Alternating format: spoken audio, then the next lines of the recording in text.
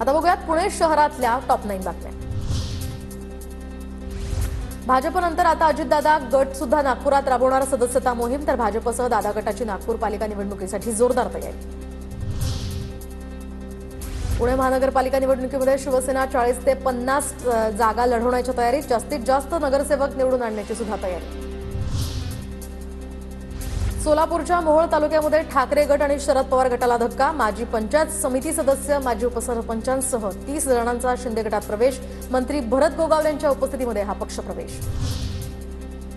रत्नागिरीच्या दापोलीमध्ये ठाकरे गटाला धक्का, ठाकरे गटाच्या पदाधिकारी आणि कार्यकर्त्यांचा शिंदे गटात प्रवेश, आमदार योगेश कदमांच्या उपस्थितीत पक्ष प्रवेश। परभणीमध्ये गेल्या 24 दिवसांपासून आंबेडकरी अनुयायांकडून लाक्षणिक आंदोलन सुरू, सोमनाथ सूर्यवंशी मृत्यू प्रकरणातील दोषींवर कारवाई करण्याची आत्म मागणी, तर आजपासून सचिन खरात आंदोलनामध्ये सहभागी होणार। भाचीच्या लग्न सोहळ्यातील जेवणामध्ये मामानंच विषारी औषध टाकलं, कोल्हापूरच्या पन्हाळा तालुक्यातल्या उत्तरेमधली घटना, भाचीनं मनाविरुद्ध गावातील मुलासोबतच लग्न केल्यामुळे मामाचं हे कृत्य। एनएमआरडीएच्या आयुक्तपदी डॉक्टर माणिक गुरसळ यांची नियुक्ती, तर यापूर्वीच्या एनएमआरडीएच्या आयुक्त मनीषा खत्री यांची नाशिक मनपा आयुक्तपदी नियुक्ती।